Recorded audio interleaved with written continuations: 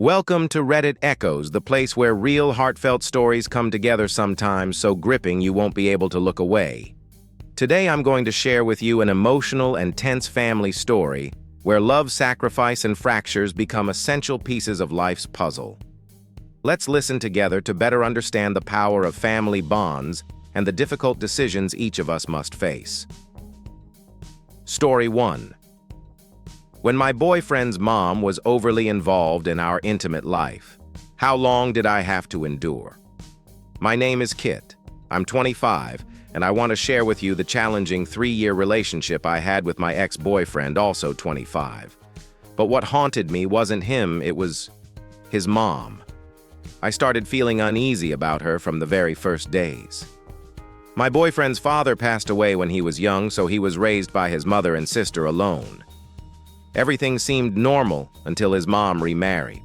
We met during a long-distance phase, and after my first visit, his mom asked him about our love life, even inquiring in detail about my sensitive parts. You're probably already cringing, right? I just thought maybe they were very close. But no, things got worse. On my second visit, he was lying on a massage machine, relaxing his muscles, and his mom commented on how he might look while doing it with me. That comment hit me like a slap in the face, sending chills down my spine. Then, during Thanksgiving, I invited a new friend along with my boyfriend to a party at his mom's house. Upon meeting for the first time, his mom openly talked about the size of her son's manhood in front of me and my friends. I didn't know how to feel embarrassed, angry, and deeply disgusted all at once. The breaking point came after a period of sexual inactivity when his mom pulled me aside and said he was complaining that I wasn't satisfying him. She said it was because I was on medication and advised me to stop taking it. I was utterly shocked to discover they treated this as a technical issue, disregarding my health and well-being. I felt deeply insulted. They prioritized his sexual needs over my safety and health. I decided to stop taking the medication to see if anything would change, but it only made me sicker. Later, I underwent a year of therapy trying to understand why I hated him to the point I couldn't kiss or be close to him anymore. The real reason I hated him: he left feces in the toilet every day. I reminded him many times, but he refused to clean, saying it was a waste of cleaner. I was extremely uncomfortable and embarrassed when guests had to see the dirty toilet. Living with this for a whole year, plus pressure from his mom and the lack of emotional intimacy, I finally decided to break up. He even planned to propose, but I had no idea. I wonder, was I too selfish for giving up over these small issues, or was I just protecting myself from unbearable conditions? I share this story not to seek advice, but to show everyone that no matter how long you love someone or try, there are boundaries you can't cross. Especially when a third party, even the boyfriend's mom, pressures and invades your private life beyond acceptance. If you've experienced something similar or want to share your thoughts, please comment below. Story 2. Heartbreak over infertility and the battle to adopt my sister's son. I'm a woman who has endured truly dark and painful times. My story begins with repeated losses on the journey to motherhood, 6 miscarriages in just 1 year. Each time my heart shattered, yet my husband and I refused to give up hope of having a little child of our own. We kept trying day by day, month by month, going through checkups, tests, treatments, hoping for a miracle. Then my sister gave birth to a beautiful baby boy just a few months ago, a true joy and pride of our family. But inside me was an emptiness beyond words. Before she gave birth, I stood by her side, sharing every feeling, even the nights of silent tears from my grief. She knew my situation well and understood how much I longed for a child. When the baby was born, I felt as if a missing piece of my life had arrived. I bonded with every heartbeat, every gentle kick, every moment of waiting and anticipation. My sister knew this, and I thought she would understand when I gently expressed my desire to adopt my nephew. I was very cautious, never imposing, just wanting to be part of the baby's life, and if possible, to be a protector and caregiver as a gift to replace what I had lost. But my sister refused. That refusal hit me like a punch to the heart. She said I was overstepping, that the baby was her child, and she needed space to think. I understood, but the disappointment flooded my heart. My husband and I did not give up.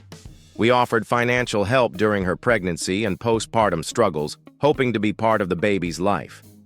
I even asked to be there at the birth to cut the umbilical cord, to hold the baby the moment he arrived, the things every mother dreams of experiencing. But she would not allow it. Gradually, those desires to be close and connected turned into tense arguments.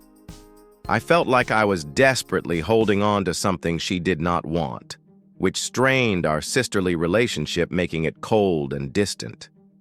During this time, my sister was struggling with financial difficulties and postpartum mental health issues, which made me feel even more responsible. We contacted social services and planned to seek help from CPS, Child Protective Services, and lawyers to pursue formal adoption rights for my nephew. Yet family members turned against me, calling me the bad one, greedy, even telling me to leave my sister to live her life. Those words poured more fuel on the fire in my already wounded heart. I wondered if I was wrong to want to give my nephew the love and care I had so long to give my own child. Was I too selfish for not letting go, for insisting that he deserves to be loved and properly cared for? I don't know what the future holds, but I know I cannot abandon hope and love for that child. No matter the hardships, I want to stand up for his rights, for a family where love isn't bound by blood or past tragedies. If you have faced losses like mine or fought for something you believe is right, remember you are not alone. Life can be cruel, but love and perseverance can create miracles. Story 3. Meeting my boyfriend's family for the first time. A terrifying experience in the world of a mysterious religion. My name is Ava. I'm 26, and the story I'm about to share is definitely one of the strangest experiences I've ever had. My boyfriend and I had been dating for about 6 months.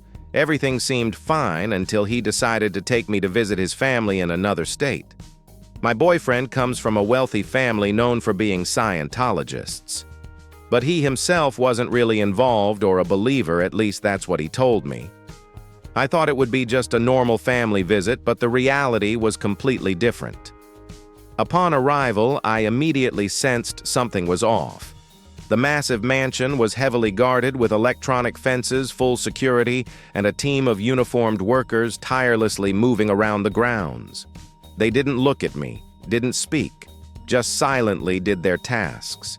It sent chills down my spine. My boyfriend casually called them servants, but I knew something wasn't right. Inside, his family, parents, and younger brother were polite, but kept a cold distance.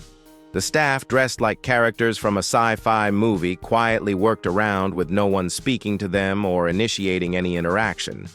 I tried to talk to a few of them, but they gave brief answers and quickly walked away. I started feeling like I was under control, as if everyone had to follow strict and mysterious rules. When I asked my boyfriend about them, he said they were members of Sea Org, an organization within the Church of Scientology, operating like a paramilitary force. Later, I learned they had signed lifelong contracts, working almost like slaves in exchange for housing and a tiny stipend, barely enough to survive. I also heard Sea Org operates on ships to avoid legal interference. It felt like I was trapped in a horror movie, not real life. Each day during the visit, the coldness and oddness of my boyfriend's family became more obvious. I felt stuck in a strange world where every action was monitored and every word had to be carefully weighed. My boyfriend dodged direct answers about religion and family whenever I asked. I realized the more I learned, the more I wanted to withdraw from this life full of secrets and pressures. This story made me reflect deeply on the boundaries between family and religion, personal freedom and social pressure. If you've ever had a strange experience or been caught up in a strict religious system, I'd love to hear your story. Story 4. The Family Reunion Battle. When a past crime haunts again.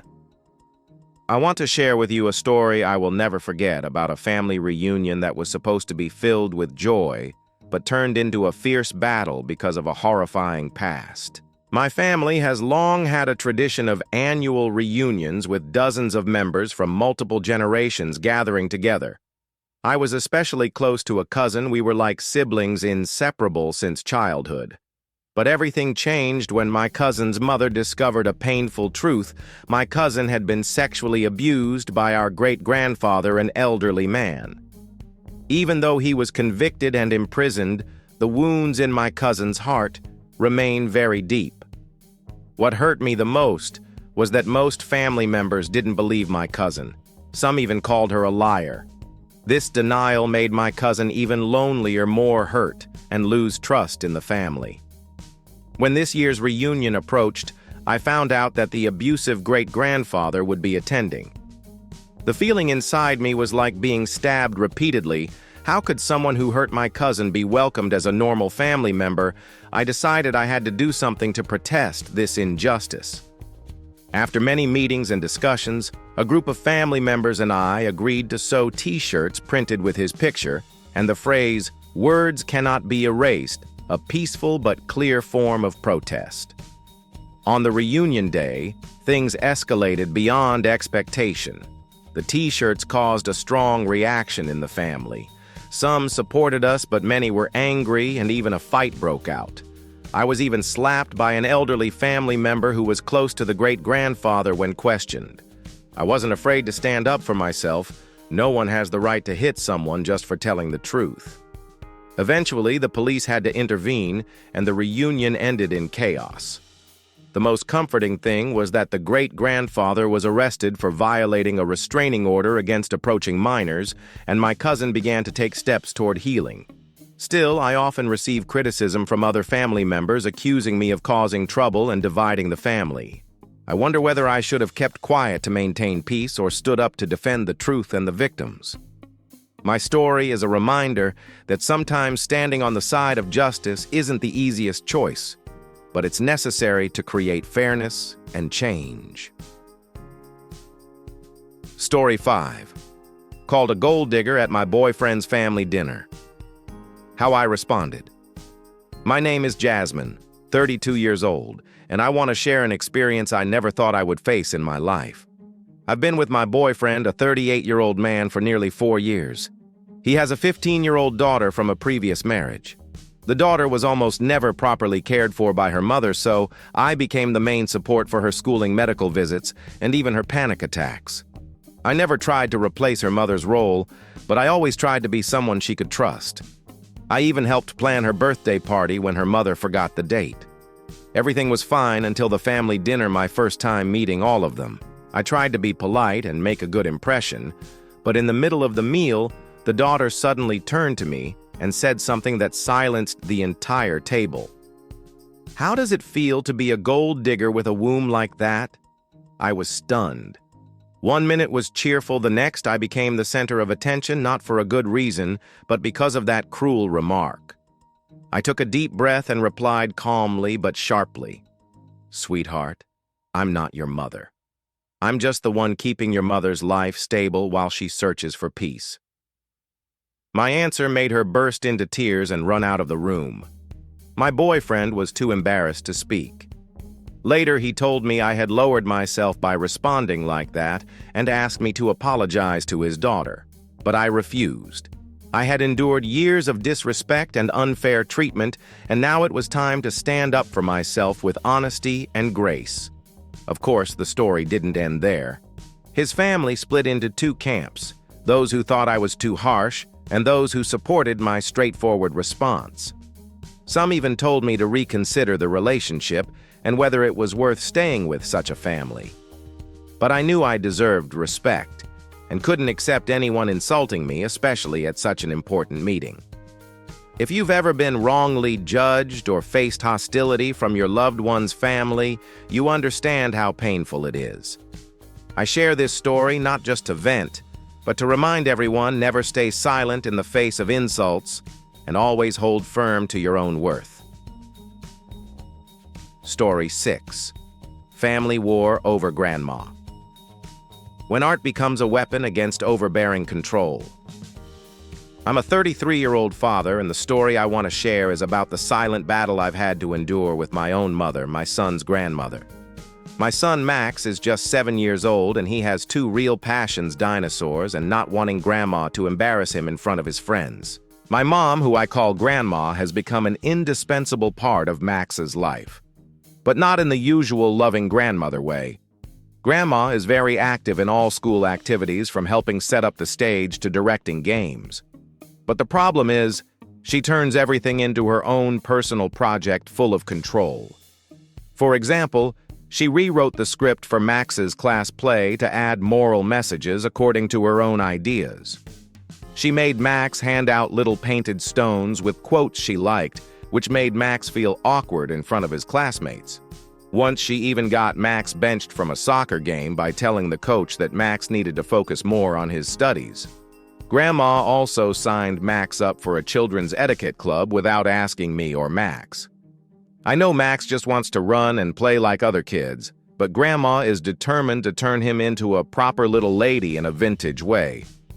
Seeing my son forced to do things he doesn't like, I decided I had to do something. But instead of confronting my mom directly, I chose a clever approach, hiring a retired actress, a kind, elderly lady from the community theater, to play a fake grandma. The mission of the fake grandma was to distract my mother by chatting, sharing gluten-free recipes, and telling knitting stories so I could rescue Max from her overbearing plans. This strategy was initially very successful. My mom was distracted and paid less attention to Max's activities. But then she found out, and the war escalated. My mom accused me of playing psychological warfare, and the family began to divide.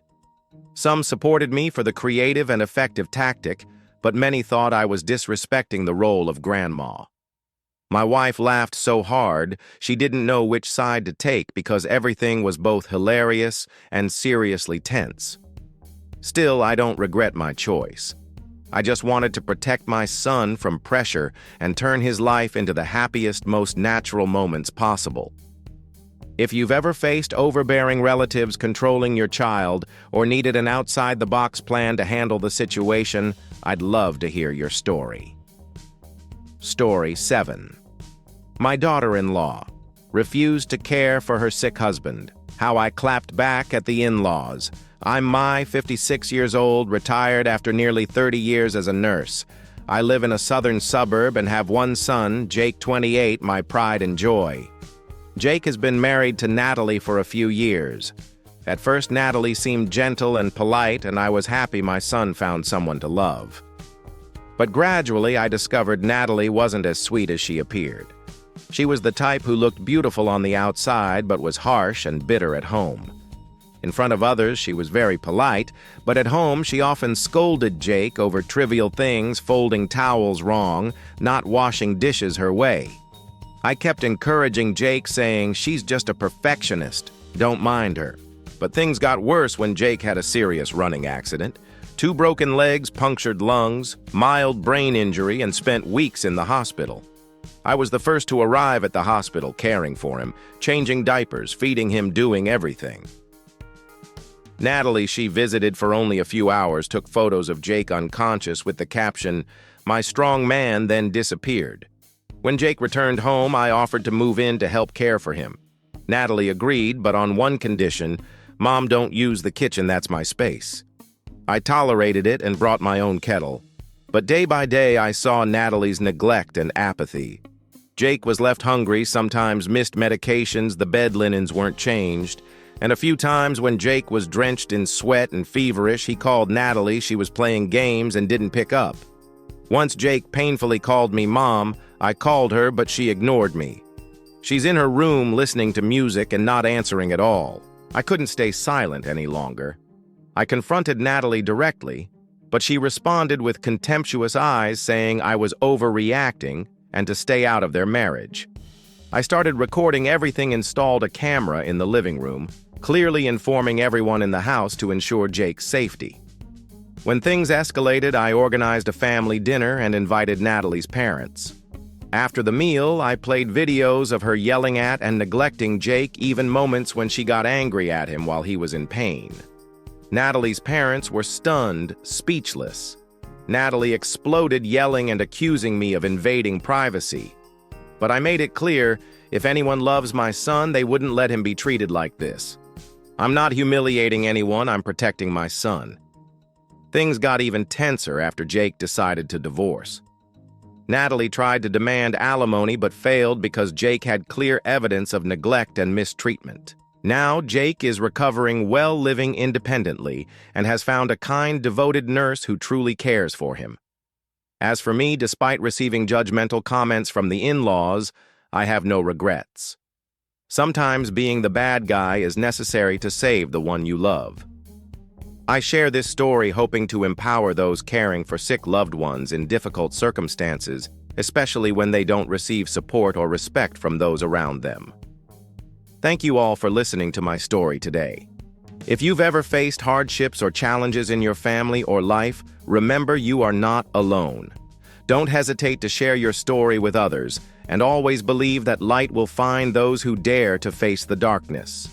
If you enjoy real-life stories like this, don't forget to like, subscribe, and turn on notifications so you won't miss any upcoming videos.